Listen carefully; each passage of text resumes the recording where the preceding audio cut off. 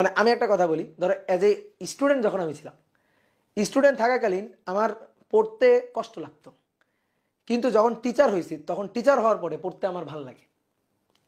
কারণ কি, স্টুডেন্ট যখন ছিলাম তখন কি কোনো একটা জিনিস কঠিন লাগতেছে তো বোঝার জন্য ইফোর্ট দিতাম না, বোঝার জন্য ইফোর্টটা দিতাম না, ঠিক আছে, ওই জিনিসটা নিয়ে চিন্তা করতাম না, জাস্ট মনে করো গদ মুখস্থ করে জাস্ট পরীক্ষায় নাম্বার পাওয়ার জন্য পড়াশোনা করতাম। এরকম ছিল স্টুডেন্ট লাইফের পড়াশোনাটা, অনেকটা এরকম থাকে, অনেকের টেন্ডেন্সি এরকম থাকে।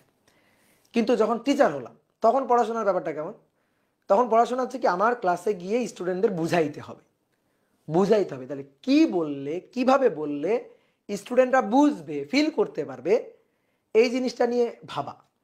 তো তখন আমার এই ব্যাপারগুলো নিয়ে ভাবতে, ম্যাথ করতে ভাল লাগে। এখন আমি তোমার চাইলে আরও কয়েক ঘন্টা আমি পড়াইতে পারবো, ঠিক আছে, আমার বোরিং লাগবে না, ঠিক আছে, কারণ এই ম্যাথগুলো তো সুন্দর, নিজের করতেও মজা লাগে। তো তুমি যখন পড়াশোনার প্রতি মজাটা পাবা, ঠিক আছে, তখন তুমি দেখবা যে তোমার সময় কিভাবে চলে যাচ্ছে, তুমি সারাদিন ধরে পড়তেছো বাট সময় কিভাবে চলে যাচ্ছে তুমি টেরই পাচ্ছ না। তো পড়াশোনার ব্যাপারটাকে এনজয় করো, এই চাপ মনে না করে আনন্দে পড়াশোনা করো, ঠিক আছে, আনন্দে আনন্দে দেখবা চান্স পাই যাওয়া। বুঝছো আমার কথা, খেয়াল রাখো, হবে, ভরসা রাখো, হয়ে যাবে, ঠিক আছে। ওকে, তাহলে ভালো থাকো, সবাই সুস্থ থাকো, সুন্দর থাকো, টাটা, বাই বাই।